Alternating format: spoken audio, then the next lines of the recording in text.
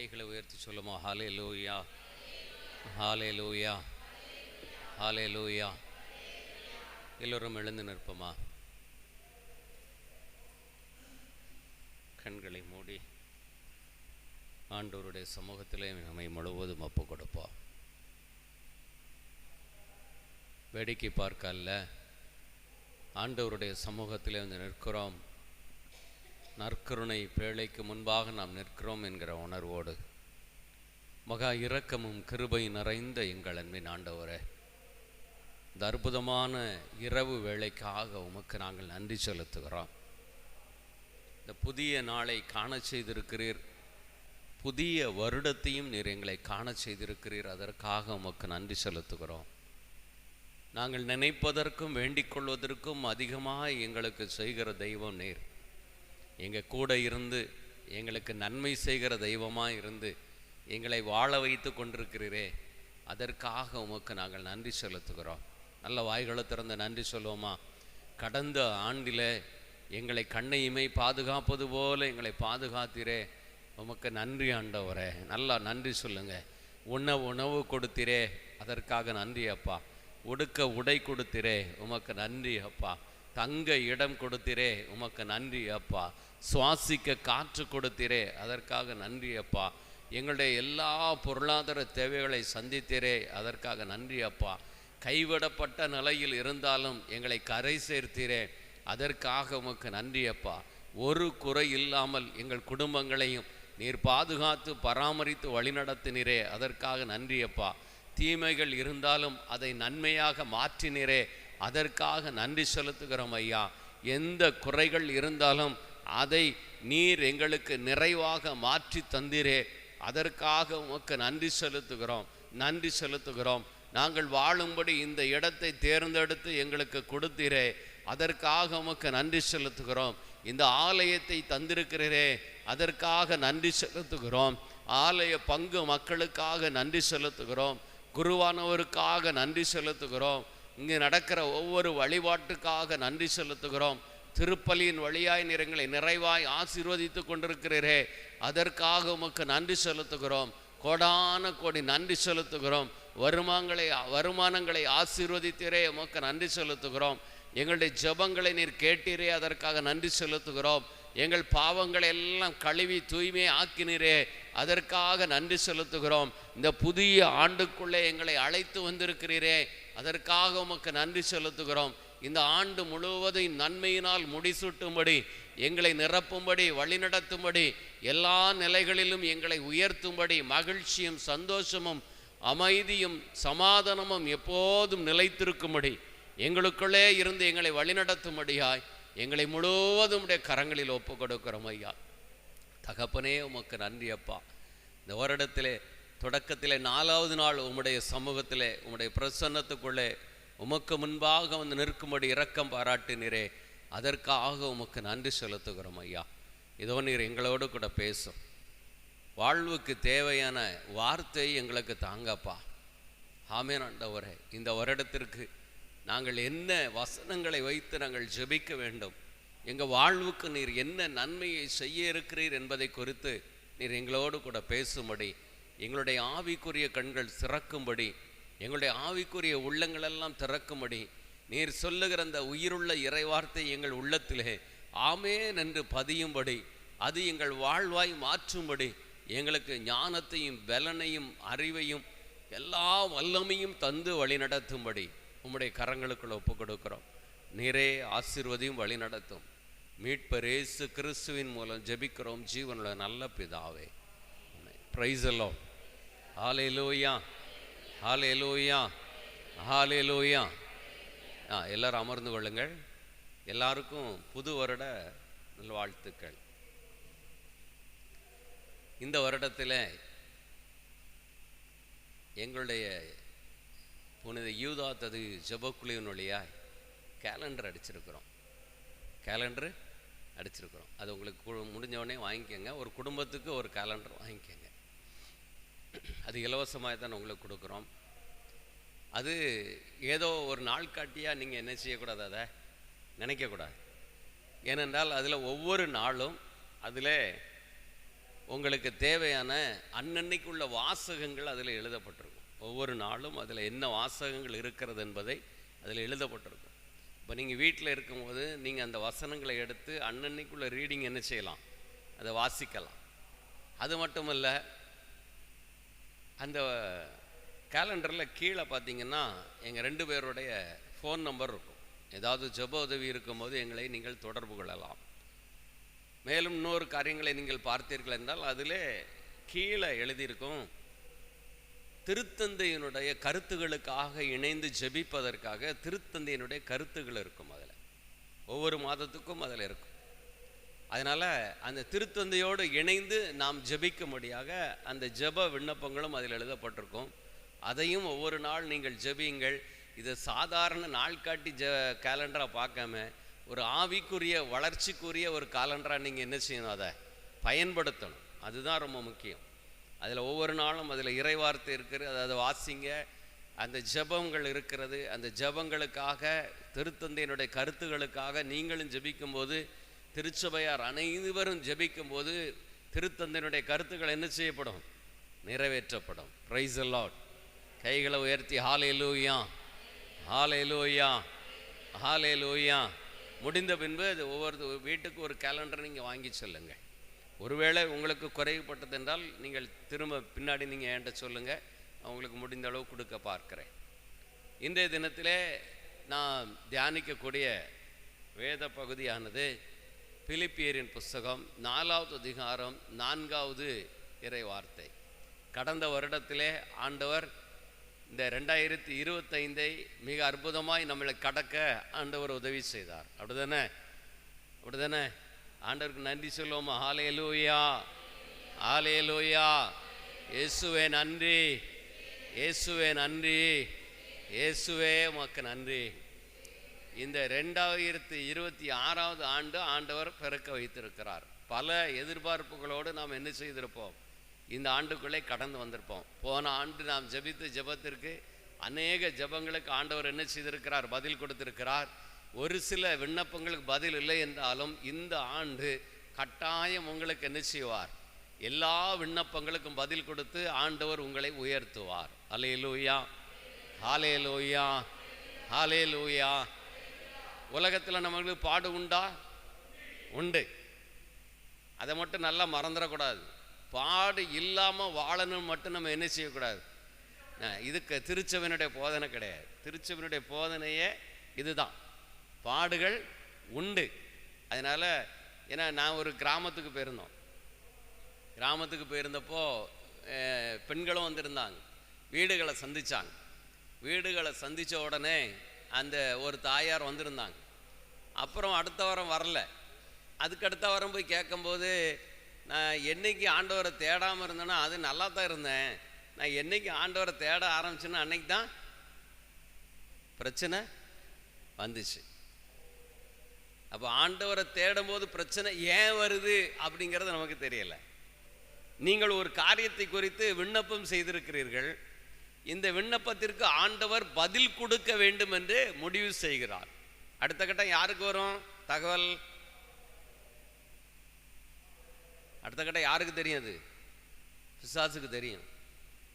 இந்த ஆசீர்வாதத்தை பெறாமல் இருப்பதற்கு உங்ககிட்ட வந்து இல்லாதது பொல்லாதெல்லாம் சொல்லி உங்களுடைய சிந்தனையை மாற்றி எதிர்மறையான கருத்தை கொடுத்து முறுமுறுப்பை கொடுத்து அவநம்பிக்கையை கொடுத்து இந்த நன்மையை பெற்றுக்கொள்ளாமல் இருக்கிறதுக்கு என்ன செய்யணுமோ அத்தனையும் அவன் என்ன செய்வான். அதனால தான் நிறைய பேர் என்ன செய்கிறோம், இதை கண்டுபிடிக்காததுனால தான் சோர்ந்து போய் விடுகிறோம், பின்தங்கிய நிலையில் இருக்கிறோம். அப்படி அல்ல. பாடுகளோட தான் இந்த உலகத்தில் யாராக இருந்தாலும் வாழணும். ஆண்டவரை நம்பி வாழுகிற பிள்ளைகளுக்கு ஆண்டவர் உங்க கூட துணை இருக்கிறார் என்பதை நீங்க என்ன செய்யக்கூடாது, மறந்துடக்கூடாது. திருப்பாடல் 91:15 என்ன சொல்லுகிறது? திருப்பாடல் 90 இதை எடுத்துட்டு அதுக்கப்புறம் நம்ம வசனத்துக்குள்ள போ. திருப்பாடல் 91:15.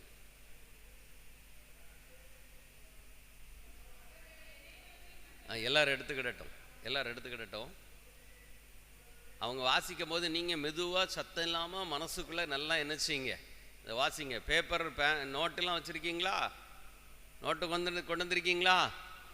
அது கொண்டு வரணும். அதை உங்கள்கிட்ட பல முறை உங்கள்கிட்ட சொல்லிக்கிட்டே இருக்கேன்.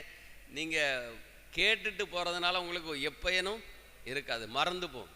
அது நீங்கள் வீட்டில் போய் திரும்ப அந்த வசனங்கள்லாம் திரும்ப நீங்கள் வாசித்து நீங்கள் ஆண்டவர்கிட்ட தியானிச்சிங்கன்னு சொன்னால் இங்கு நமக்கு வெளிப்படுத்தினதை விட உங்களுக்கு அதிகமாக என்ன சொல்லுவார், சொல்லி கொடுப்பார். அதனால தான் நீங்கள் நோட்டு போட்டு எழுதிக்கங்க, வீட்டில் போய் திரும்ப வாசிங்கன்னு சொல்கிறது அதற்காகத்தான். வாசிங்க சகோதரி. அவர்கள் ஆண்டவரை நம்பி வாழுகிறவர்கள் என்னை நோக்கி மன்றாடும் போது, ஜெபிக்கும் போது அவர்களுக்கு ஆண்டவர் நம் ஜெபத்திற்கு பதில் கொடுப்பார். நல்லா புரிஞ்சுக்கிடணும், பதில் தருவார். ஒரு சில நேரங்களில் சில விஷயங்களுக்கு உடனே கிடைக்கும், சில இதுக்கு மாதங்கள் கழித்து கிடைக்கும், சில இதுக்கு வருடங்கள் கழித்து கிடைக்கும். ஆனால் நம்ம என்ன செய்யணும்னா இந்த காத்திருப்பு காலத்திலே அவரையே நம்பி இருக்கணும், அவரையே நம்பி இருக்கணும். அவர் கட்டாயம் நம்ம ஜெபத்திற்கு பதில் தருவார். தருவாரா தரமாட்டார்லாம் என்ன செய்யக்கூடாது, ஜெபிக்கக்கூடாது. கட்டாயம் நமக்கு தருவார். அதுதாங்க அவர்கள் விண்ணப்பத்திற்கு நான் பதில் அளிப்பேன் அவர்களது துன்பத்தில். அப்போ எனக்கு ஒரு துன்பம் இருக்குன்னா என் கூட யார் இருக்கா, யார் இருக்கா, கடவுள் இருக்கா. நான் ஆண்டவர் விட்டு பிரிஞ்சு இந்த உலகத்தில் வாழ்றேன்னா என் கூட யார் இருப்பா, அதெல்லாம் நீ கொஞ்சம் பார்க்க போகிறோம். சரியா? கடவுளோடு நாம் இணைந்து வாழும்போது நம்ம எவ்வளவு மகிழ்ச்சியை ஆண்டவர் நமக்கு கொடுக்கிறார் என்பதை குறித்து நாம் இன்றைக்கு தியானிக்க போகிறோம். Praise the Lord. ஹல்லேலூயா. கைகளை உயர்த்தி ஹல்லேலூயா, ஹல்லேலூயா, ஹல்லேலூயா. ஒரு நன்மையை பெறுவதற்கு முன்பாக ஒரு பாடு அனுபவிக்காம ஒரு நன்மை என்ன செய்யாது. அதை மட்டும் மனசில் வச்சுக்கணும். ஒரு பாடு வருதுன்னா யாரை தாண்டி வரும், யாரை அனுமதிச்சு வரும், அதெல்லாம் புரிஞ்சுக்கிடணும். யோபு இருக்கார், யோபு இருக்காரா, எல்லாருக்கும் தெரியும். யோபுவை சோதிக்கிறதுக்கு யார் போய் கேட்டா, ஆண்டவரே சாத்தான்ட்ட சொன்னார், என் பிள்ளை யோபுவை பார்த்தியா. அப்போ யோபுவை குறித்து சாத்தான் என்ன சொன்னா, சும்மாவா அவன் உண்மை ஆராதிக்கான், நீர் அவனையும் அவன் குடும்பத்தையும் அவன் தொழிலையும் அவனுக்குள்ள எல்லாத்தையும் நீர் என்ன செஞ்சுக்கிட்டு இருக்கு, பாதுகாத்து ஆசீர்வதிக்கிறீர். அதனால தான் அவன் என்ன செய்கிறான், உம்மை நம்புகிறான், உம்மை ஆராதிக்கான் அப்படின்னு. அப்போ அவர் சொன்னார், அவனை நீ விட்டுரு, வேற எல்லாத்தையும் நீ பார்த்துக்கோ அப்படின்ட்டார். நேர சாத்தான் கீழே வந்து என்ன செஞ்சான், அவனுடைய உடைமைகள், வேலைக்காரங்க, வேலைக்காரிகள், அவனிடத்தில் இருந்த கால்நடைகள் எல்லாம் ஒரே நேரத்தில் இறந்து போன. அழகா சொல்லியிருக்கும், அந்த வேலைக்காரன் இவர்கிட்டத்தில் வந்து சொல்வதற்குள் அப்படின்னு இருக்கும் அந்த வசனம். அதை நீங்கள் வாசித்து பார்த்தீங்கன்னா தெரியும். அவர் சொல்வதற்குள் அடுத்தவர் ஓடி வர்றார், அவர் சொல்வதற்குள் அப்படின்னு இருக்கும். அப்போ ஒரே நாளில் எல்லாம் என்ன செஞ்சுட்டு முடிஞ்சிருச்சு. இப்போ இருக்கிறது எத்தனை பேர், 2 பேர், கணவனும் மனைவி மட்டும்தான். எல்லாரும் போயிட்டாங்க, பிள்ளைங்க இறந்தாச்சு, ஆடு மாடு ஒட்டகங்கள் எல்லாம் இறந்துச்சு, வேலைக்காரங்க எல்லாரும் இழந்தாச்சு, எல்லாத்தையும் இழந்து 2 பேர் தனியாக இருக்காங்க. இப்போ யோபுக்கு ஆதரவு யாரு, யாரு, அவர் மனைவி. மனைவி என்ன செஞ்சா தெரியுமா, நீர் ஆண்டவரை தூசிச்சுட்டு செத்து போயா அப்படின்ட்டா. அப்போ இவர் தனி மரமாக நிற்கிறாரு, இவர் தனி மரமாக நிற்கிறாரு. இப்போ இந்த உடைமைகள் எல்லாம் அழிக்கிறதுக்கு யாருக்கிட்ட பெர்மிஷன் கேட்டு வந்தோம், ஆண்டவர் அனுமதிச்சாரு. அதனால தான் உள்ள என்ன செய்ய முடிஞ்சது, வர முடிஞ்சது. அப்போ பாதுகாப்பு என்னவென்றால், கடவுள் நம்முடைய உடைமைகளையும் வருமானங்களையும் தொழில் செய்கிறதையும் ஆண்டவர் வேலி அடைத்து பாதுகாக்கிறார். கைகளை தட்டி ஆண்டவருக்கு நன்றி சொல்லுவோமா.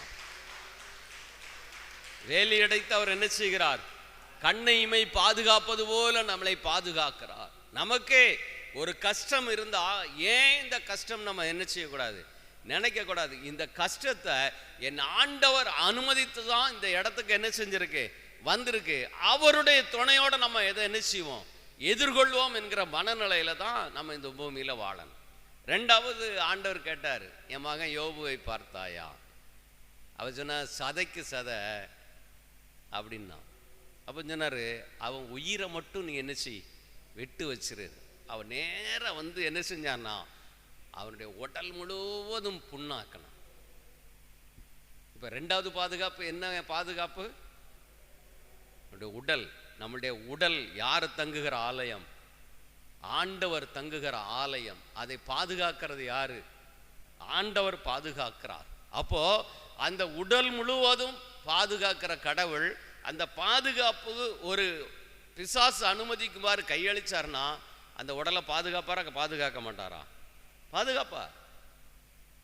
அப்ப எனக்கு அருமையானவர்களே, இப்ப ரெண்டாவது பாதுகாப்பு உடல் பாதுகாப்பு.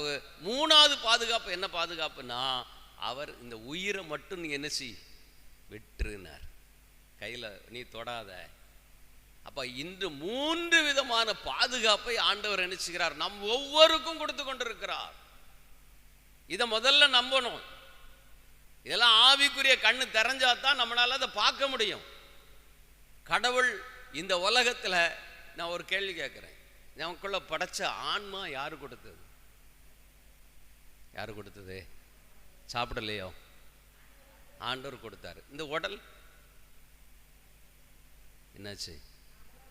ஆண்டவர் தான் கொடுத்தாரு. மனைவி, கணவன், பிள்ளைகள், சொத்து எல்லாமே அவர் கொடுத்தது தான். ஆனா இங்க நம்ம எவ்வளவு வீம்பு பாராட்டிக்கிட்டு இருக்கோம் பார்த்தீங்களா? நம்ம கிட்ட ஒண்ணுமே கிடையாது. கொடுத்ததெல்லாம் அவரு, கொடுத்ததெல்லாம் அவர் தான் கொடுத்தாரு. ஆனா நம்ம இதை எவ்வளவு இறுக்கி பிடிச்சுக்கிட்டு வாழ்றோம் பார்த்தீங்களா? கொடுத்தவரை மறந்துட்டு பெற்றுக்கொண்டதிலே பிடிச்சுக்கிட்டு வாழ்ந்துகிட்டு இருக்கோம். அப்போ ஆண்டவர் நல்ல பாதுகாப்பை கொடுக்கிறார். இது நல்லா புரிஞ்சுக்கிடணும். இந்த வருடத்துல நீங்க உங்க அடிய மனதில் பதிய வச்சிருக்கிறதே அதுதான் பதிய வச்சிருக்கணும். என்னையும் என் குடும்பத்தையும் என் உயிரின் மேலும் முழு அதிகாரமுடையவர் யாரு? யாருங்க? ஆண்டவர் தான். என்னை படைச்ச தெய்வம் தான். என் உயிர் மேலும் உடல் மேலும் ஆன்மா மேலும் எல்லாவற்றிலும் உரிமையுடையவர் அவர் தான். எனக்கு அந்த உடல்லையும் சரி உயிர்லையும் என்ன இல்லை உரிமை? என்னை விலை கொடுத்து வாங்கியிருக்கிறார். கைகளை தட்டி ஆண்டவருக்கு நன்றி சொல்லுவோமா? அப்ப இந்த உடல்ல ஒரு குறை வருது, யார் அனுமதியோட வரும்? சில நேரங்கள்ல அவரே குணமாக்குவார். சில நேரங்கள்ல மருத்துவமனைக்கு போய் தான் என்ன செய்ய முடியும்? குணப்படுத்த முடியும். இதெல்லாம் ஆண்டவர் நமக்காக ஏற்படுத்தி வச்சிருக்கிற வழிகள். இதை நம்ம அறிந்து கொள்ள வேண்டும். சரி, பிலிப்பியரின் புஸ்தகம் 4வது அதிகாரம் 4வது இறைவார்த்தை எடுத்து வாசியுங்கள். யாராவது ஒருத்தங்க வாசிங்கன்னா கொஞ்சம் நல்லா இருக்கும். ஆண்டவரோடு இணைந்து என்றும் மகிழுங்கள். மறுபடியும் ஆண்டவர் சொல்லுகிறார், மகிழுங்கள். இந்த வசனம் மிக அழகாக நமக்கு இந்த வருடத்தினுடைய வாக்குத்தத்தம். அந்த கேலண்டர்ல முதல் பக்கத்துலையும் இந்த வசனம் தான் என்ன செஞ்சிருக்கும், எழுதியிருக்கும். ஆண்டவரோடு இணைந்து என்றும் மகிழுங்கள். ஒரு மனுஷனுக்கு எப்பெல்லாம் மகிழ்ச்சி வரும்? எப்பெல்லாம் மகிழ்ச்சி வரும்? கிடைக்கும் போது வரும். திருமணம் ஆகலை, பிள்ளைக்கு ஒரு திருமணம் நடக்கு, எப்படி இருக்கும்? மகிழ்ச்சியாக இருக்கும். குழந்தை இல்லை, குழந்தை கிடைக்குது, மகிழ்ச்சியாக இருக்கும். வீடு இல்லை, வீடு கிடைக்குது, மகிழ்ச்சியாக இருக்கும். என் உள்ளத்தில் நிறைய விருப்பங்கள் இருக்குது. வாலிப பிள்ளைங்க பரீட்சை எழுதுகிறாங்க, பரீட்சையில் நல்ல மார்க் கிடைச்சா மகிழ்ச்சி இருக்கும், நல்ல வேலை கிடைச்சா மகிழ்ச்சி இருக்கும். அப்படின்னு பல வழிகளில் மகிழ்ச்சி இருக்கும். இந்த மகிழ்ச்சியெல்லாம் எப்பெல்லாம் இருக்கும்? நம்ம உள்ளத்தில் உள்ள விருப்பங்கள் நிறைவேறும் போது அது மகிழ்ச்சி இருக்கும். அப்படி தானே? அந்த மகிழ்ச்சி எப்பவும் இருக்குமா? இருக்காது. இந்த வசனத்தை நல்லா வாசிச்சு பாருங்க. அதில் ஒரு முக்கியமான ஒரு வார்த்தை இருக்கு.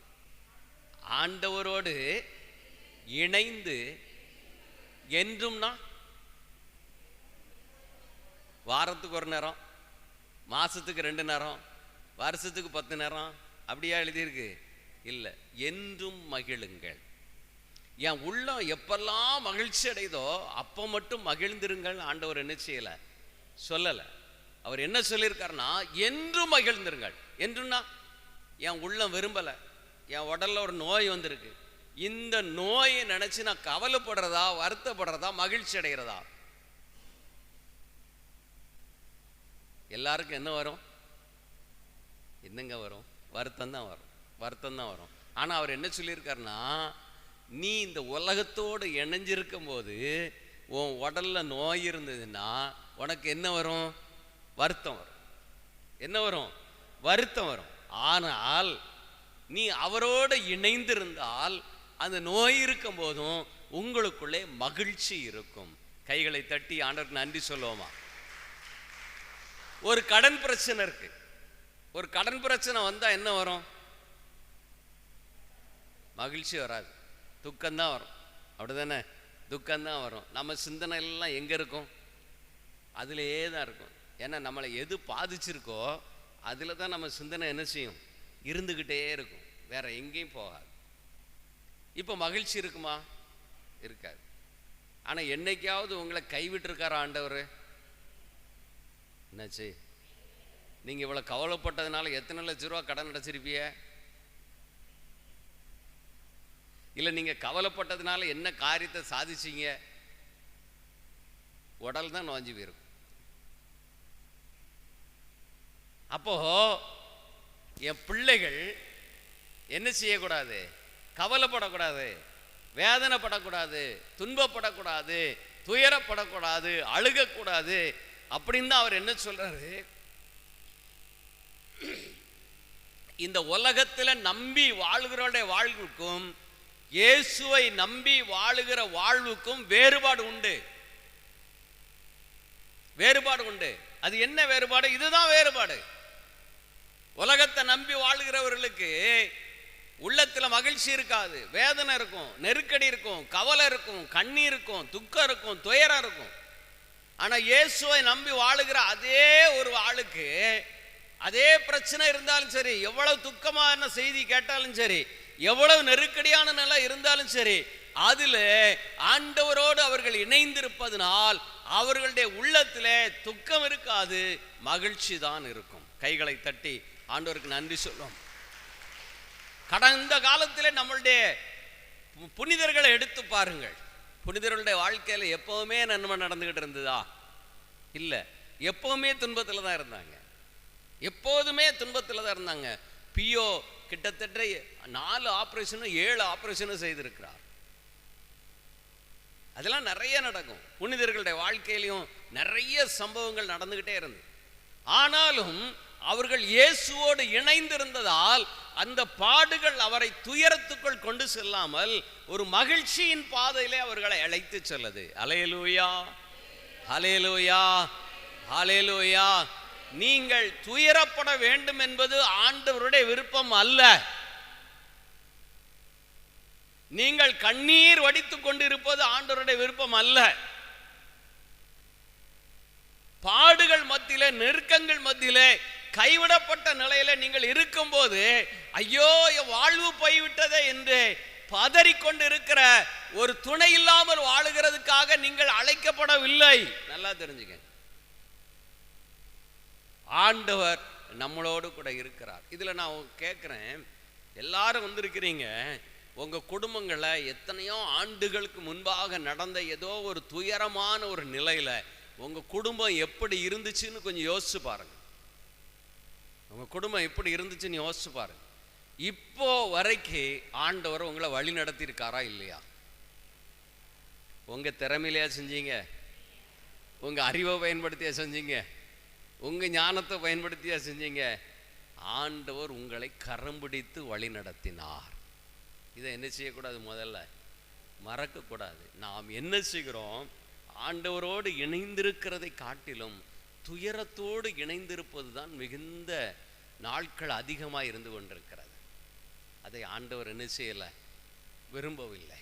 அதனால தான் இந்த வருஷம் ஆண்டவருக்கு உங்களுக்கு ஒரு வாக்குத்தத்தை கொடுத்திருக்கிறார்.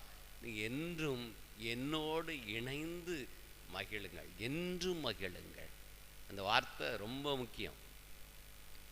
வெறும் ஆண்டவரோடு இணைந்து மகிழுங்கள் என்று சொல்லலை, ஆண்டவரோடு இணைந்து என்றும் மகிழுங்கள், அப்படிதான் பைபிள் சொல்லுங்க.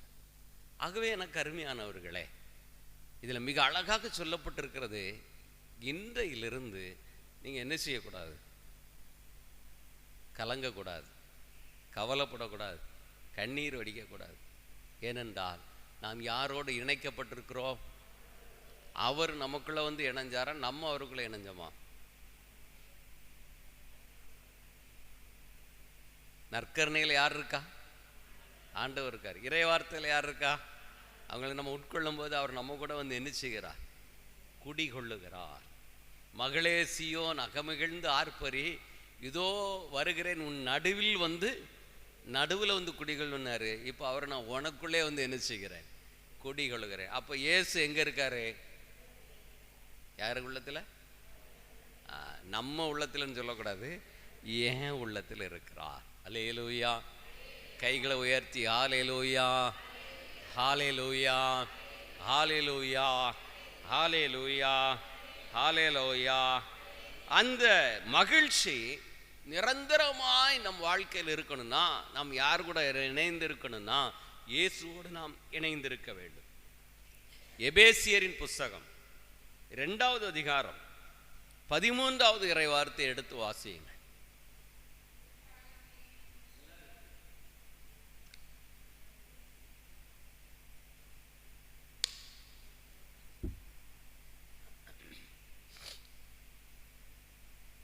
வாசிங்க. ஒரு காலத்தில் தொலைவில் இருந்த நீங்கள் இப்பொழுது இயேசு கிறிஸ்துவோடு இணைந்து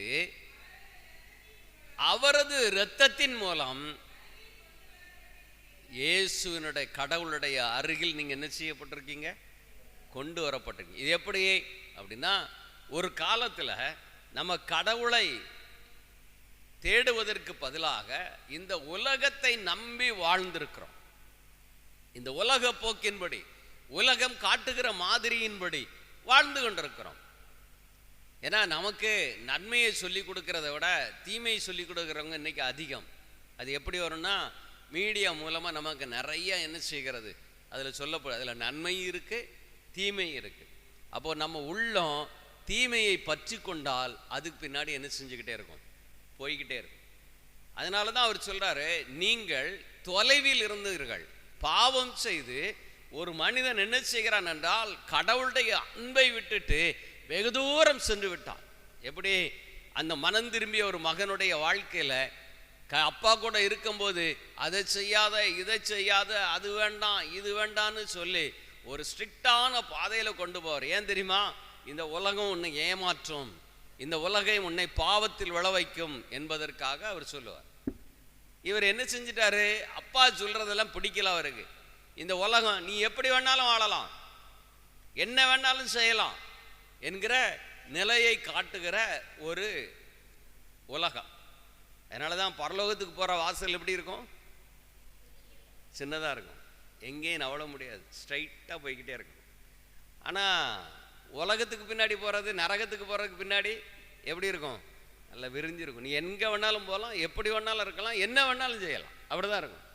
இப்போ இது என்ன வேணாலும் செய்யலாம், ஃப்ரீ ஆகிட்டு அப்படின்னு சொன்னால் நான் என்ன ட்ரெஸ் வேணாலும் கொடுக்கலாம், இது என்னுடைய சுதந்திரம் அப்படின்லாம் சொல்ல ஆரம்பிச்சாச்சு. எல்லாம் போய்கிட்டே இருக்கு. இது எங்கே போய் நிற்க போகுது? அடுத்தாப்புல நரகத்தில் போய் நிற்கும். அப்போ அதுக்கு முன்பாகத்தான் ஆண்டவர் தன்னுடைய ஊழியர்களை அனுப்பி போய் சொல்லுங்க. அப்போ இந்த உலக போக்கின் போடி வாழ்ந்தவர்கள், விரும்பினவர்கள் அது பின்னாடி போவாங்க. அதே போல தான் மனம் திரும்பிய மகனும் என்ன செஞ்சான்னு சொன்னால், அந்த 2வது மகன், நான் உங்கள் கூட இருக்க விருப்பம் இல்லை, என் சொத்தை முழுசு என்ன செய்யும்? தந்துரும் என்கிட்ட, நான் எப்படி வாழ்ந்துக்கிடுவேன். அப்பா எல்லாச்சும் என்ன செஞ்சிட்டாரு? அவங்க கையில் கொடுத்துட்டார். இவன் பக்கத்தில் இருந்தால் ஏதாவது நொறநாட்டியம் பண்ணுவாருன்னு எல்லா சொத்தையும் விற்றுட்டு கையில் துட்டை எடுத்துக்கிட்டு நேரம் என்ன செஞ்சிட்டாரு? போயிட்டார். கண்காணாத தேசத்துக்கு போனார். போய் அங்கு தாறுமாறான ஒரு வாழ்க்கை வாழ்ந்தார். கடவுளுக்கு விருப்பமில்லாத ஒரு வாழ்க்கை வாழ்ந்தார். இயேசுவோடு இணைவதற்கு பதிலாக உலக சிற்றின்ப வாழ்விலும் உடல் இச்சையிலும் ஆடம்பரமாய் வாழ்வதிலும் அவர் இணைந்து, இந்த பாவத்தில் இணைந்து வாழ்ந்தார். அதனால தான் அப்பா விட்டுட்டு அவர் எங்கே போயிட்டார்? தூரம் போயிட்டார். அதே போல தான் ஒரு காலத்தில் நம்ம என்ன செய்தோம்? வாழ்ந்தோம். அதை மறுபடியும் வாசிங்க. ஒரு காலத்தில் தொலைவில் இருந்த நீங்கள் இப்போது இயேசு கிறிஸ்துவோடு இணைந்து போதும். இப்போ என்ன செய்கிறது? கடவுளுடைய பேர் இரக்கம் என்ன செய்கிறது? நம்ம மேலே இறக்கப்பட்டு அவர் தன்னுடைய சொந்த இரத்தத்தை, நம்ம பூமியில சிந்தின அந்த இரத்தத்தை நம்ம மேலே தெளித்து நம் பாவ கரைகள் எல்லாவற்றையும் கழுவி வாசிங்க அவரோடு இணைத்திருக்கிறார். கைகளை தட்டி ஆண்டவருக்கு நன்றி சொல்லுமா? இயேசு தன்னுடைய சொந்த இரத்தத்தை இந்த பூமியில சிந்தி அவர் தன்னுடைய சொந்த பிள்ளையா யாரோடு இணைத்திருக்கிறார்? தன்னோடு அவர் இணைத்திருக்கிறார். வாசிங்க.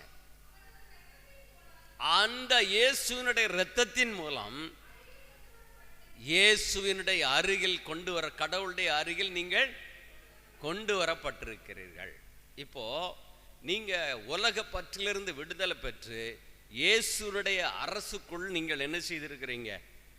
இணைக்கப்பட்டிருக்கிறீர்கள். இதுதான் உண்மை. அப்போ இந்த நாட்களில் நாம் செய்ய வேண்டியது என்ன? நம்முடைய மீட்பின் அனுபவம் நமக்குள்ள எப்போவும் இருக்கணும். இந்த மீட்பின் அனுபவம் எப்போதும் இருக்கணும். எப்பெல்லாம் இருக்கணும் அப்படின்னா, பாவம் எப்பெல்லாம் செய்வோம்? என்னாச்சு?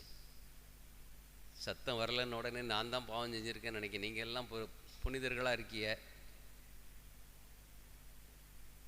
நீதிமான் ஒரு நாளைக்கு எத்தனை நேரம் பாவம் செய்கிறாரு? 7 முறை. அப்போ நமக்கு கணக்கே இல்லை. அப்போ ஒவ்வொரு நாளும் நேரமும் நான் என்ன செஞ்சுக்கிட்டு இருக்கணும்? பரிசுத்தப்படுத்திக்கிட்டே இருக்கணும். அப்போ இந்த மீட்பில் நான் என்ன செய்யணும்னா, நிலைச்சிருக்கணும்னா நான் இயேசுவோடு இணைந்திருக்க வேண்டும். அவர் தருகிற தூய ஆவியோடு இணைந்திருக்க வேண்டும். அந்த மீட்பின் அனுபவத்தை ஒவ்வொரு நாளும் நான் என்ன செஞ்சுக்கிட்டு இருக்கணும்னா, புதுப்பிச்சுக்கிட்டே இருந்தால் தான் நான் யாரோடு இணைய முடியும்? நம்ம மாதத்துக்கு ஒரு நாள், வாரத்துக்கு ஒரு நாள் அப்படின்னு சொல்லியெல்லாம் என்ன செய்யக்கூடாது? இருக்கக்கூடாது. ஒவ்வொரு நாளும் நம்ம என்ன செய்யணும்னா, பாவ அறிக்கை செய்யணும். குருவானவர் கிடைச்சா பாவ அறிக்கை செய்யுங்க. இல்லை உங்களால் முடியலன்னா தனிப்பட்ட முறையிலனாலும் நீங்கள் என்ன செய்யுங்க? பாவங்களை அறிக்கை செய்து அவருடைய இரக்கத்தை பெற்றுக்கொள்ள வேண்டும். அப்போது ஒவ்வொரு நாளும் நான் ஆண்டவரோடு இணைவதற்கு, என் பாவ வாழ்க்கையிலிருந்து விடுதலை பெற்று ஆண்டவரோடு இணையும்படி ஒவ்வொரு நாளும் நம்மை புதுப்பித்து கொண்டே இருக்க வேண்டும். Praise the Lord. Hallelujah, hallelujah, hallelujah. இந்த பாவ வாழ்க்கையில் வாழும்போது நாம் எப்படி இருந்தோம் என்றால், ரோமேரின் புஸ்தகம் 6வது அதிகாரம் 11வது இறைவார்த்தை எடுத்து வாசியுங்க.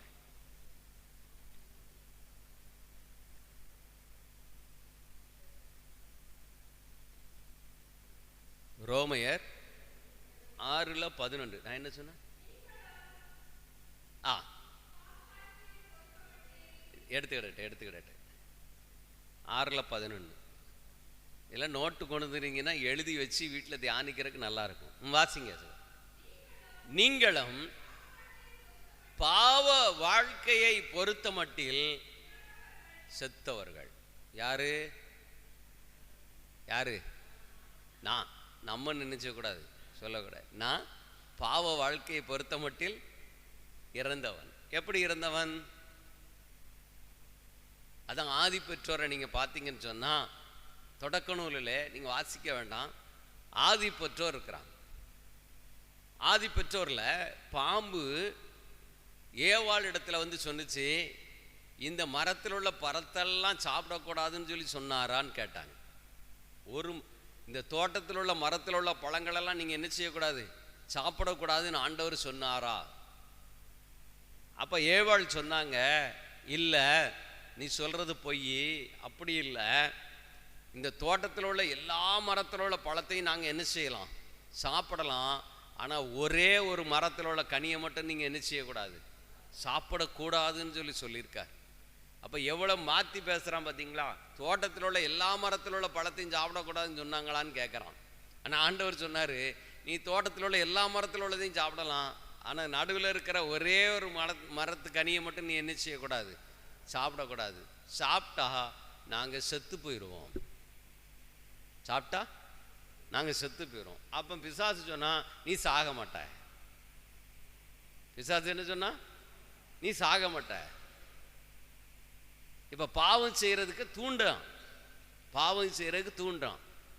என்னடா இவன் சாக மாட்டான் அப்படின்னு சொல்கிறான், ஆண்டவர் நீ தொட்டா செத்து போயிடும்னு சொல்லியிருக்காரு, என்ன செய்கிறது அப்படின்னு அப்படி யோசிக்க வைக்கிறான். அதை இன்னொரு நேரம் பார்ப்போம். இப்போ பழத்தை சாப்பிட்டதுக்கு பிறகு செத்து போயிட்டாங்களா? என்னாச்சு? சாகலை. அப்போ ஆண்டவர் சொன்னது பொய்யா?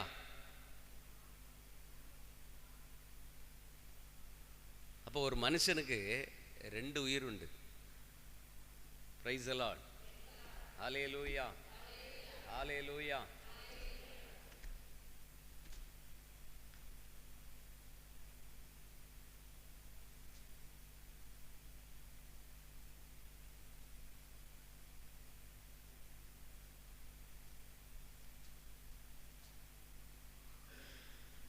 எசேக்கியேல் 18:4 என்ன எழுதியிருக்குன்னு பாருங்க.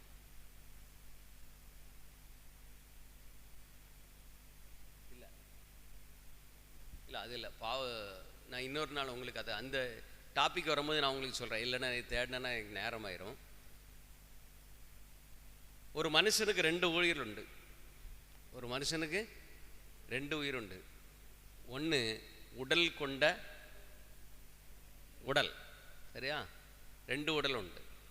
இன்னொன்று ஆன்மா, இதுதான் ஆவிக்குரிய உடல். அப்போ நீ பாவம் செய்யும் போது உன் ஆன்மா என்ன செஞ்சிடும்? அப்படி தானே சொல்லியிருக்கு, பாவம் செய்யும் உயிர் சாகும். அதிலே ரோமேரில் 6:28 எழுதியிருக்குன்னு பாருங்க. 23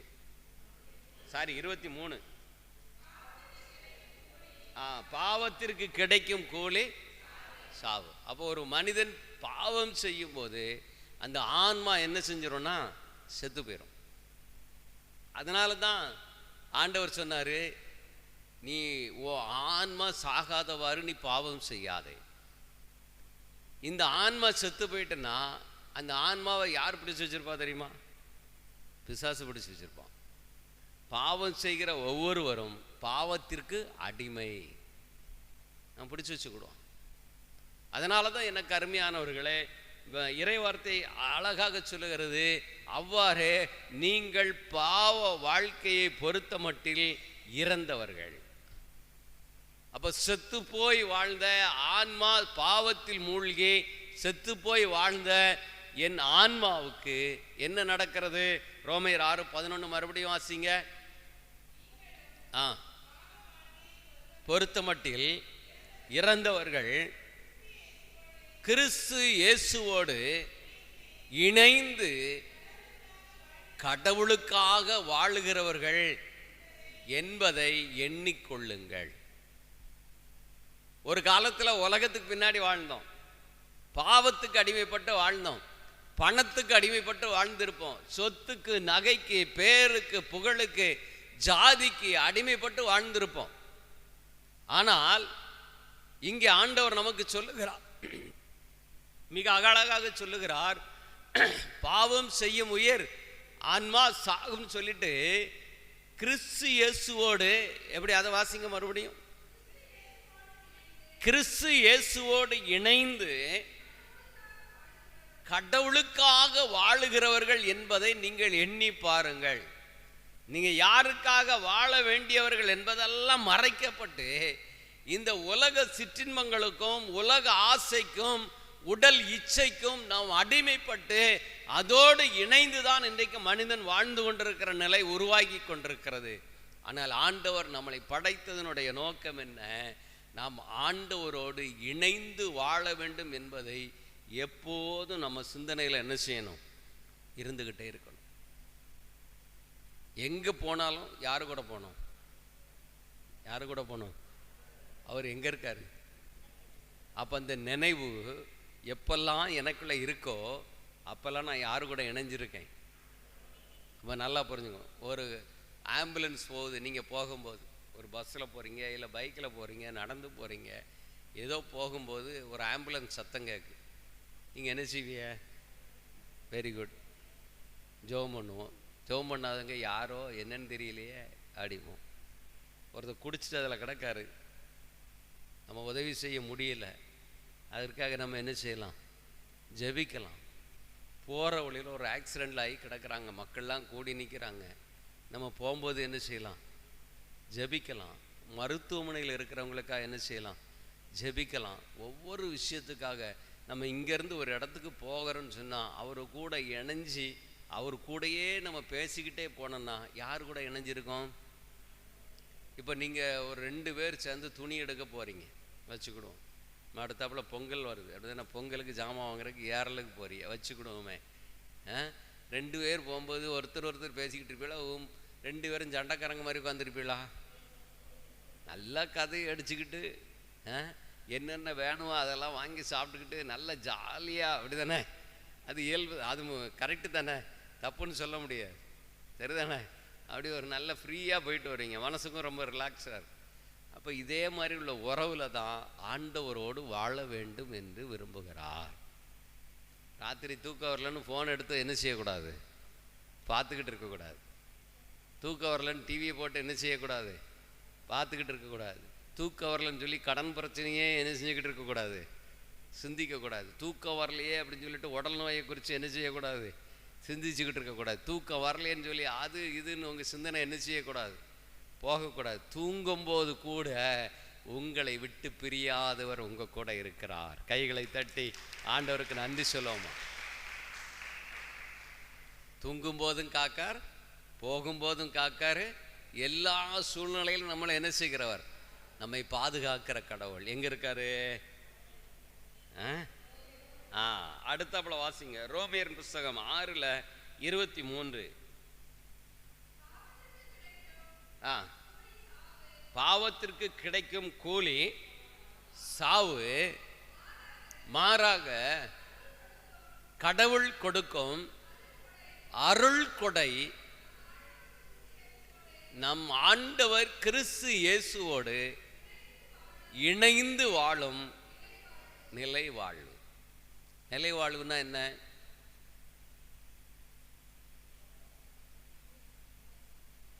நிலை வாழ்வு வேற, நிறைவாழ்வு வேற. நிலை வாழ்வுனா என்ன? அதிலே தான் வசனத்திலே இருக்க. இயேசு கிறிஸ்துவோடு இணைந்து வாழுகிற வாழ்வு தான் நிலை வாழ்வு. அவருடைய விருப்பத்தை நிறைவேற்றணும்னா, அவரோடு இணைஞ்சு இருக்கிறோம்னா, இந்த பூமியிலையும் அந்த வாழ்வை நமக்கு கொடுக்க காத்திருக்கிறார். இது கடவுளுடைய விருப்பம், கடவுளுடைய விருப்பம். இவர் என்ன செய்கிறார்? தன் மகன் இயேசு கிறிஸ்து வழியாக நீங்க இயேசுவோடு இணைந்திருக்கும் போது உங்களுக்கு நிறை வாழ்வை உங்களுக்கு கொடுக்கிறார், நிலை வாழ்வை உங்களுக்கு கொடுக்கிறார். ஒரு மனிதன் இந்த பூமியில் மரித்த பின்பு எங்க போகணும்? விண்ணக வாழ்வு. விண்ணகத்தில் யாரு கூட இருப்போம்? கடவுளோடு இருப்போம், அப்படிதானே? ஒரு கடவுளோடு நாம் இருக்கிற நிலை ஒரு உன்னதமான ஒரு நிலையில வாழ்வதை போலதான் அதே வாழ்வை, நிறை வாழ்வை இந்த பூமியில நமக்கு நிலை வாழ்வை கொடுக்கிறார். அதே அனுபவத்தில் நீங்க வாழணும் என்பதற்காக தான் ஆண்டவர் இந்த நிலை வாழ்வை நமக்கு தருகிறார். அதற்காக தன் இயேசுக்கு உன் பாவ வாழ்க்கையிலிருந்து விடுதலை பெற்று, பாவ வாழ்க்கையிலிருந்து விடுதலை பெற்று இயேசு கிறிஸ்துவின் இரத்தத்தினால் உங்களை தூய்மைப்படுத்தி அவரோடு இணைந்து வாழும்போது உங்களுக்கு நிலை வாழ்வை ஆண்டவர் வழங்குகிறார். கைகளை தட்டி ஆண்டவருக்கு நன்றி சொல்லுவோமா? பரலோகத்தில் துக்கம் உண்டா? துக்கம் உண்டா? துயரம் உண்டா? வேதனை உண்டா? நெருக்கடி உண்டா? கண்ணீர் உண்டா? கவலை உண்டா? வேற ஏதாவது குறைகள் உண்டா? உண்டா? இல்லை. அதே ஒரு வாழ்வை நமக்கு இங்கே தருவதற்காக தான் ஆண்டவர் இயேசுவை இந்த பூமிக்கு அனுப்பி நமக்கு நிலை வாழ்வு கொடுத்து அனுப்பியிருக்கிறார். கைகளை தட்டி ஆண்டவருக்கு நன்றி சொல்லுவோமா? அப்போ ஆண்டவரோடு இணைந்து என்றும் மகிழ்ச்சியோடு இருக்க வேண்டும் என்பதுதான் கடவுளுடைய விருப்பம். அது நல்லா புரிஞ்சுக்கிடணும். ஏதோ இன்னைக்கு சம்பளம் வர்ற அன்னைக்கு எப்படி இருக்கும்? கையில் என்னாச்சு? இன்னைக்கு மாதம் சம்பளம் வருது, எப்படி இருப்போம்? மகிழ்ச்சியோட இருக்கும். அது உண்மைதான். 15ஆம் தேதிக்கு மேலே இது எல்லாருடைய வாழ்க்கையில் வர்றது தான். எதுக்காக நமக்கு இதை கற்றுக் கொடுக்கிறார் என்றால், இதுவரைக்கும் நம்ம வாழ்ந்த விதங்கள் வேற மாதிரி இருக்கலாம், ஆனால் இப்போ அவரோடு இணைந்து வாழும்போது கையில் பணம் இல்லைன்னாலும் மகிழ்ச்சியோடு இருக்க முடியும், மகிழ்ச்சியோடு இருக்க முடியும். இதுதான் ஆண்டவர் நமக்கு கற்றுக் கொடுக்க. அந்த ப்ராக்டிஸ் பண்ணணுங்கிறதுக்காக தான் ஆண்டவர் நமக்கு கற்றுக் கொடுக்குறார். இது ஒரு முயற்சி. இதெல்லாம் நம்ம வாழ்க்கையில் கடைபிடிச்சு ஆண்டவரோடு நெருங்கிற உறவில் இன்னும் வளர்ச்சி அடைவதற்கு ஆண்டவர் நமக்கு இந்த வருடத்தில் மிகுந்த நன்மையையும் வளங்களையும் நமக்கு தர காத்திருக்கிறார். அல்லேலூயா. கைகளை உயர்த்தி ஹல்லேலூயா, ஹல்லேலூயா. அதனால மனம் கசந்து போகாதீர்கள், கவலைப்படாதீர்கள், வேதனை அடையாதீர்கள். ஏனென்றால் யோவான் எழுதிய நற்செய்தி 15வது அதிகாரத்தில் 1 நீங்கள் எடுத்து வாசிக்கும் போது, எடுத்து வாசியுங்கள். இன்னும் ஒரு சில வசனங்களை மட்டும் நம்ம தியானிச்சுட்டு, உண்மையான திராட்சை செடி நானே, என் தந்தையே அதை நட்டு வளர்த்தார், என்னிடம் உள்ள கனிகொடாத கொடிகள் அனைத்தையும் அவர் தரித்து விடுவார், கனி தரும் அனைத்து கொடிகளையும் மிகுந்த கனி தருமாறு கழித்து விடுவார். நான் சொன்ன வார்த்தைகளால் நீங்கள் ஏற்கனவே தூய்மையாய் இருக்கிறீர்கள், நான் உங்களோடு இணைந்து இருப்பது போல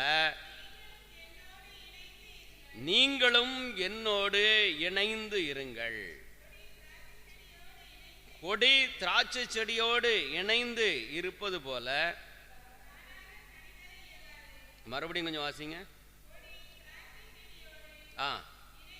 இணைந்து இருந்தால் அன்றி தானாக கனிதர இயலாது, அதுபோல நீங்களும் என்னோடு இணைந்திருந்தால் அன்றி. போதும், இன்னொரு வசனம் கடைசியாக வாசிப்போம். அப்போ இதில் என்ன சொல்லப்பட்டிருக்கிறது? ஒரு திராட்சை கொடி, அந்த கொடி கனி கொடுக்கணும். கிளையில் தான் என்ன செய்யும்?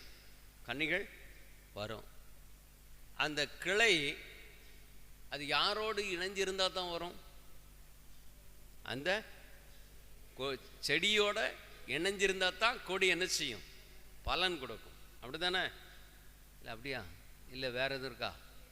ஒரு மாதிரி பாக்கியில் அதை கேட்க, அதான் கனி கொடுக்கும். இப்போ நல்ல கனி கொடுக்கறது யாரோட இணைஞ்சிருக்கு? என்னாச்சு? அந்த செடியோட இணைஞ்சிருக்கு. அது இன்னும் நல்லா கனி கொடுக்கறதுக்கு அதை என்ன செய்வார்? தேவையில்லாத அந்த இலைகளெல்லாம் என்ன செய்வார்? காஞ்ச இலை, சில முத்தின இலைகள், இதெல்லாம் என்ன செஞ்சிருவாங்க? கொஞ்சம் கழிச்சு விட்ட உடனே அது இன்னும் வேகமாக என்ன செய்யும்? வளர்ந்து இன்னும் அதிகமாக என்ன செய்யும்? கனி கொடுக்கும். சில கொடிகள் அந்த செடியிலேருந்து வளரும், ஆனால் அது என்ன செய்யாது? கனி கொடுக்காது. அப்போ அது வளர்றதுனால என்ன பலன்? அதை பிதாவாகிய கடவுள் என்ன செஞ்சிருவாராம்? அதை என்ன செஞ்சிருவார்? கழிச்சிருவார். அவரோடு இல்லாத அளவு என்ன செஞ்சிடும்? கழிக்கப்பட்டுரும். அது எங்கே போகும்? என்னாச்சு? தீயில். அப்படி தானே பைபிள் போட்டிருக்கு, நான் சொல்லலையே. அப்படி தானே போட்டிருக்கு. போட நல்ல கனிதருகிற கொடியை இன்னும் கழிச்சு இன்னும் நல்லா என்ன செய்வார்? ஏன்னா அந்த கொடி யாரு கூட இணைஞ்சிருக்கு? அவர் அந்த திராட்சை செடியோடு தான் என்ன செஞ்சிருக்கு? இணைந்திருக்கிறது. அதே போல தான் நீங்களும் நானும் யாரோடு இணைஞ்சிருக்கணும்னா, இயேசுவோடு இணைஞ்சிருந்தால் தான் நம்ம என்ன செய்ய முடியும்? கனி கொடுக்க முடியுமே தவிர, அவர் கூட இணைஞ்சு இருக்கலைன்னா நம்மளால் என்ன செய்ய முடியாது? கனி தர முடியாது. ஆவியின் கனிகள் என்னது? அப்படியா? ஆப்பிள் பழம்லாம் இதில் வராதா? அதெல்லாம் இதில் வராதா? கொய்யெல்லாம் வராதா? ஆரஞ்சு பழம்லாம் இதில் வராதா? கலாத்தியர்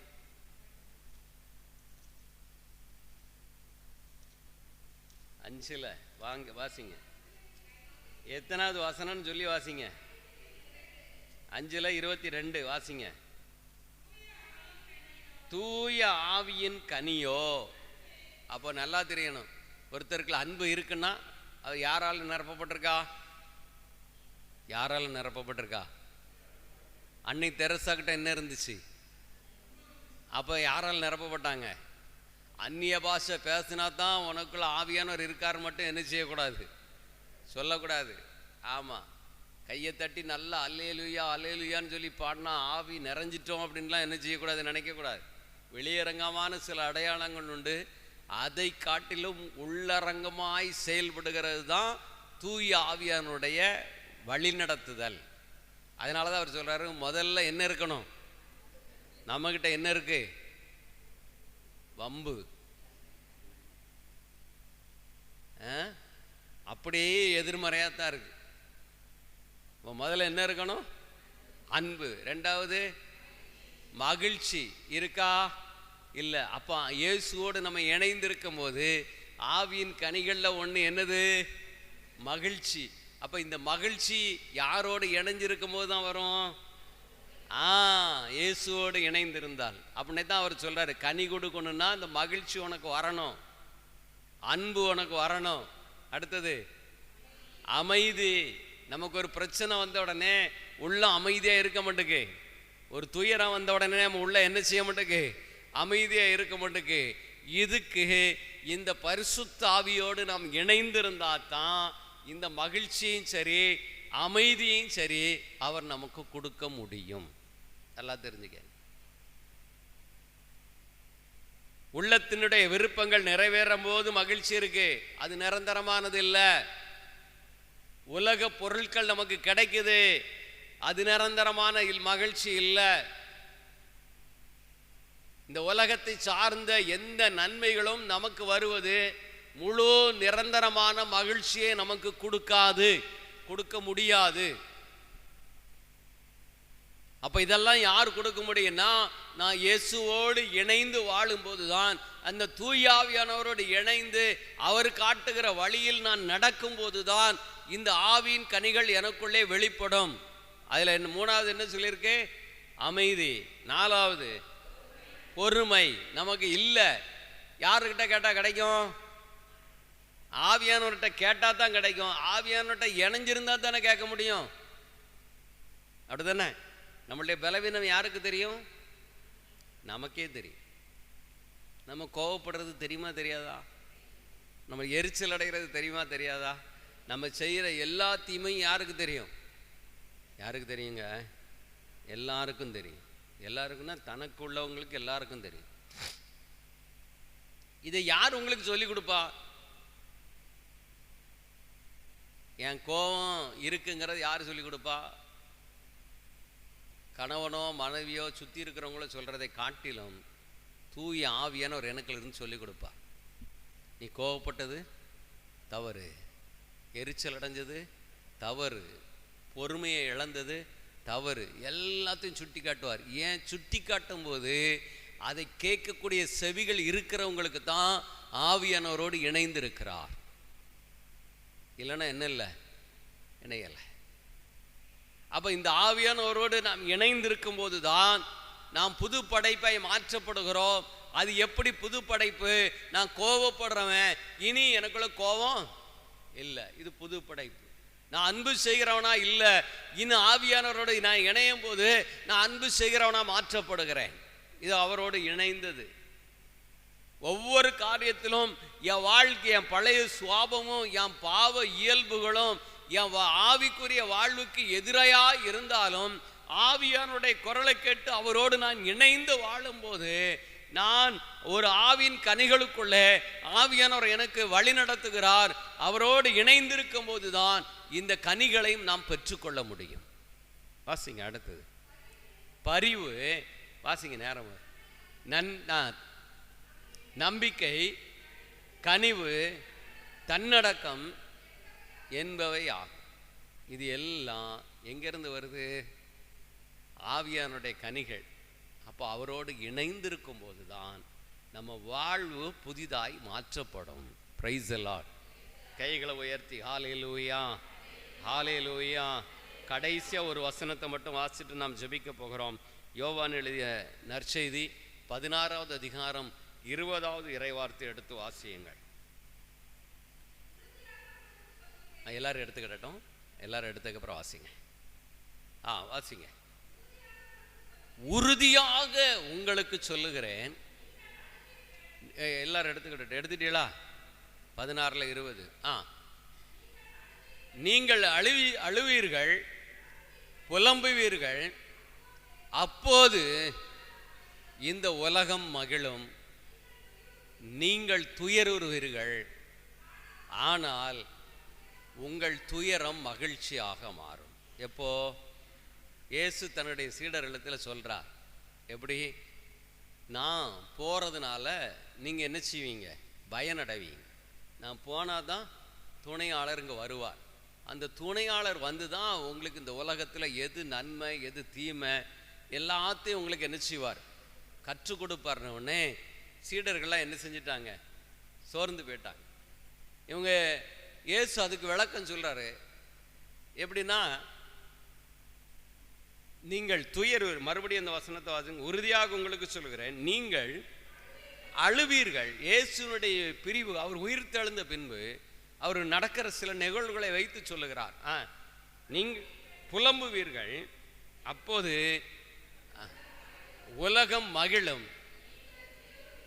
நீங்கள் துயருவீர்கள், ஆனால் உங்கள் துயரம் மகிழ்ச்சியாக மாறும். சீடர்களிடத்தில் சொன்ன அதே வாக்குத்தத்தத்தை இன்னைக்கு நமக்கு சொல்றார். எப்படி?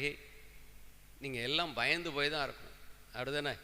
குடும்பத்தினுடைய எதிர்காலத்தை குறித்து, பிள்ளைகளுடைய நல்வாழ்வு குறித்து, எல்லா சூழ்நிலையிலும் நாம் பல எதிர்பார்ப்புகளில் பல சிந்தனையெல்லாம் சிந்திச்சு நம்ம வாழ்க்கையில் புலம்பிக்கிட்டு அழுதுகிட்டு கவலைப்பட்டுக்கிட்டு நம்ம வாழ்கிறோம். ஆனால் ஆண்டவர் இந்த வருடத்தில் உங்களுக்கு ஆண்டவர் சொல்லுகிறார், நீங்கள் புலம்புவீர்கள். எப்படி சொல்லி? ஆனால் உங்கள் துயரம் மகிழ்ச்சியாக மாறும். இந்த வருடத்தில் ஆண்டவர் நமக்கு சொல்லியிருக்கிற மிக முக்கியமான இறைவார்த்தை இந்த வாக்குத்தத்தம். வாக்குத்தத்தத்தை நீங்கள் கடைபிடிக்கும் போது கடைசி வாக்குத்தத்தம் உங்கள் வாழ்க்கையில் என்ன செய்யும்? நிறைவேறும். நீங்கள் இயேசுவோடு தூய ஆவியானவரோட மூவரு தேவனோடு இணைந்து நீங்கள் வாழும்போது உங்கள் உள்ளத்தில் எவ்வளவு துயரங்கள் இருந்தாலும் இந்த துயரங்களெல்லாம் நீங்கி நீங்கள் மகிழ்ச்சியாய் மாற்றப்படுவீர்கள். உங்கள் உள்ள மகிழ்ச்சியாய் துள்ளும் என்பதை ஆண்டவர் இந்த வருடத்தில் நமக்கு ஒரு வாக்குத்தத்தமாய் கொடுத்திருக்கிறார். ஆகவே எனக்கு அருமையானவர்களே, இந்த வாக்குத்தத்தத்தை ஒவ்வொரு நாளும் நீங்கள் என்ன செய்யுங்க? காலையில் எழுந்திரிச்சு ஜெபிக்கும் போது இந்த வருடத்திற்கு நீர் எங்களுக்கு கொடுத்திருக்கிற இந்த வாக்குத்தத்தத்தை எங்கள் வாழ்க்கையில் நிறைவேற்றுங்கப்பா. நாங்கள் எப்போதும் உம்மோடு இணைந்து வாழுகிற ஒரு நல்ல அனுபவத்துக்குள்ளே எங்களை அழைத்து செல்லுங்க என்று நாம் அர்ப்பணித்து ஜெபிக்கும் போது கட்டாயம் என் ஆண்டவர் நமக்காக மகிழ்ச்சியின் தைலத்தாய் நம்மளை நிரப்புவார். ஹல்லேலூயா, ஹல்லேலூயா, ஹல்லேலூயா, ஹல்லேலூயா. இயேசு கூட வருவார், எல்லாவித அற்புதம் செய்வார். இயேசு கூட வருவார், எல்லாவித அற்புதம் செய்வார். நோய்கள் பேய்கள் ஓட்டிடுவார், நோய்கள் பேய்கள் ஓட்டிடுவார். நொந்து போன உள்ளத்தை தேற்றிடுவார், நொந்து போன உள்ளத்தை தேற்றிடுவார். இயேசு கூட வருவார், எல்லாவித அற்புதம் செய்வார். நம் இயேசு எல்லாவித அற்புதம் செய்வார். வேதனை துன்பம் நீக்கிடுவார், வேதனை துன்பம் நீக்கிடுவார். சமாதான சந்தோஷம் நமக்கு தருவார். வாரேசு கூட வருவார், அற்புதம் செய்வார்.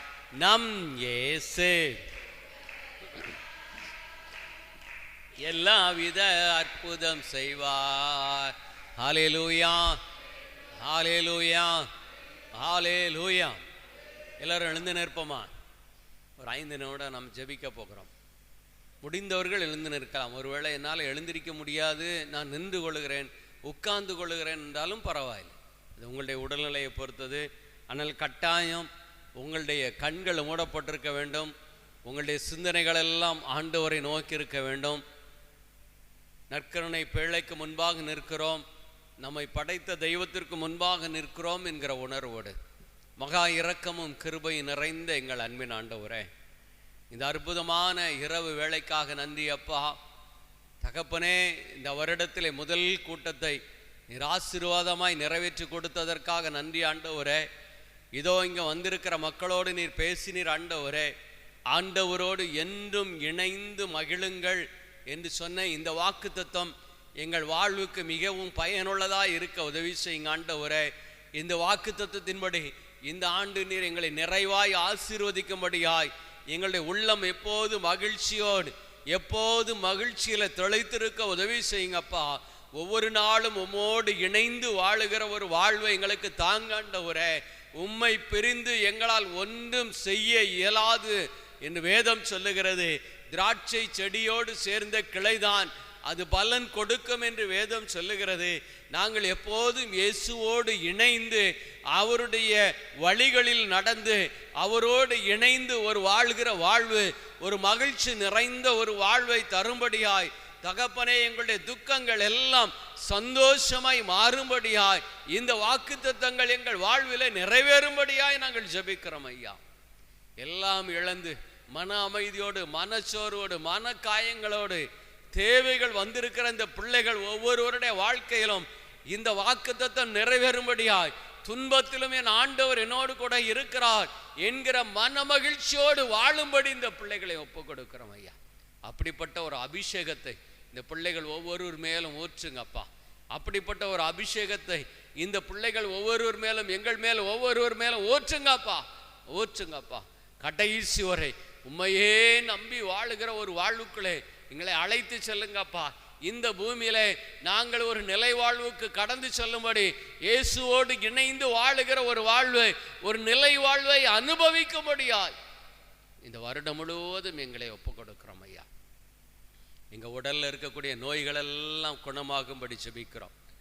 ஆமென் ஆண்டவரே. மருத்துவமனையில் அமல்ராஜ் மருத்துவமனையில் இருக்கக்கூடிய அந்த சகோதரனை ஒப்பு கொடுக்கிறோம். தகப்பனை ஜேம்ஸ் அண்ணனை ஒப்பு கொடுக்கிறோம். இன்னும் யாரெல்லாம் இதில் வியாதியோடு நோய்களோடு வந்திருக்கிறார்களோ அத்தனை பேரை உம்முடைய கரத்தில் ஒப்பு கொடுக்கிறோம் ஐயா. உம்முடைய தழும்புகளால் நீர் தொட்டு குணப்படுத்துவீராக. மருத்துவர்களால் குணமடிக்க முடியாத ஒரு நோய் ஆண்டவரே, அந்த நோயை நீங்க குணமாக்குங்கப்பா. உங்க இரத்த கோட்டைக்குள் மூடி மறைச்சுக்கோங்கப்பா. தகப்பனே, இந்த குடும்பம் உம்மை நம்பி வாழுகிற குடும்பத்துக்கு ஒரு அற்புதம் செய்யுங்க ஆண்டவரே. அண்ணனுடைய காயங்கள் எல்லாம் மாறட்டும். அக்காவனுடைய காயங்களும் மாற்றி தகப்பனே அந்த விபத்திலிருந்து பாதுகாத்தீரே, உமக்கு நன்றி அப்பா, நன்றி அப்பா. தகப்பனே, இங்க வந்திருக்கிற ஒவ்வொருவர் மேலும் உம்முடைய தகப்பனே சிலுவையை நாங்கள் வைக்கிறோம் ஐயா. உம்முடைய ஆணி வாய்ந்த கரங்களை வைக்கிறோம் ஐயா. தகப்பனே, அவர்கள் உள்ளம் விரும்பியதை நீங்க கொடுங்கப்பா. அவங்க இப்போ வாய் விட்டு கேட்குறாங்கல்ல, அதை மறுக்காம கொடுங்க ஆண்டவரே. அந்த பிள்ளைகளுடைய உள்ளத்தின் விருப்பங்களை நிறைவேற்றி கொடுங்க. குடும்பத்தில் இருக்கிற பற்றாக்குறையை நீக்கி போடுங்க. பிள்ளைகளுடைய நல்வாழ்வு ஆசீர்வதிங்க. திருமண வாழ்வு ஆசீர்வதிங்க. குழந்தை பாக்கியத்தை ஆசீர்வதிங்க. தடைகள் நீங்கட்டும், கட்டுகள் உடைக்கப்படட்டும் இயேசுவின் நாமத்தினால். எல்லா தடைகளும் மாறுவதாக, எல்லா தீமைகளும் விலகுவதாக. ஒவ்வொருவர் வீடு முழுவதும் இரத்தத்தை தெளிக்கிறோம் ஐயா, தெளிக்கிறோம். ஒவ்வொரு பிள்ளைகள் மேலும், வெளியூர்ல இருக்கிற பிள்ளைகள் மேலும், எல்லோர் மேலும் இரத்தத்தை தெளிக்கிறோம் ஐயா. தீயோன் அண்டாதவாறு வேலியடைத்து பாதுகாத்துக் கொள்ளுங்கப்பா. உண்மையே நம்பி இருக்கிற இந்த பிள்ளைகளை கைவிடாமல் பாதுகாக்கிற தெய்வம் ஒவ்வொருவரின் நிறைவாய் ஆசீர்வதிங்கப்பா. வந்திருக்கிற பெரியோர் முதல் சிறியோர் வரை அனைவரையும் ஆசீர்வதிங்க. பொருளாதார தேவைகள் சந்திக்கப்படட்டும். உழைப்பின் பயனை உண்ண உதவி செய்யுங்கப்பா. வருகிறது சொற்பமா இருக்கு ஆண்டவரே, கொஞ்சமா இருக்குப்பா. குடும்பத்தை கரை சேர்க்க முடியலப்பா என்று வேதனைப்படுகிற குடும்பங்களிலே வருமானங்களை பெருக்கித்தாங்கப்பா. தேவையில்லாத செலவுகள், அனாவசிய செலவுகள், மருத்துவ செலவுகள், வட்டிக்கு போகிற செலவுகள் எல்லாம் நீக்கி தகப்பனை திருப்தி அடைய உதவி செய்யுங்க. உடைய ஆளுகைக்குள்ள ஒப்பு கொடுக்குறோம். போகும்போதும் வரும்போதும் கூட இருந்து பிள்ளைகளை பாதுகாத்து கொள்ளுங்க. மீட்பர் இயேசு கிறிஸ்துவின் மூலம் ஜெபிக்கிறோம் ஜீவனுள்ள நல்ல பிதாவே, ஆமென். அம்மா, இரக்கமுள்ள கன்னித்தாயே, முக்காலம் கன்னிகையே, அன்று காணா ஒரு திருமணத்தில் பரிந்து பேசிய என் தாய், வருடத்தில் முதல் ஜெபத்தில் எங்கள் கூட இருந்து எங்கள் எல்லாருடைய நிறைவான ஆசீர்வாதத்திற்காக பரிந்து பேசினீங்களே, அதற்காக உமக்கு நன்றி செலுத்துகிறோம். எங்களுடைய விண்ணப்பங்களை எல்லாம் உங்கள் மகனிடத்தில் உங்கள் வல்லமையுள்ள பரிந்துரை ஜெபத்தை ஏறெடுக்கும்படி உம்முடைய மாசற்ற இதயத்தில் அர்ப்பணித்து செபிக்கிறோம். அருள் நிறைந்த மரியே வாழ்க, ஆண்டவர் உடனே, பெண்களுக்குள் ஆசீர்வதிக்கப்பட்டவள் நீரே, உம்முடைய திருவயிற்றின் கனியாகி இயேசுவும் ஆசீர்வதிக்கப்பட்டவரே. சத்தமாக சொல்லுங்க. இப்பொழுதும் எங்கள் இறப்பின் வேளையில் வேண்டிக் கொள்ளுமா. தந்தை, மகன், தூய் ஆவியின் பேராலே.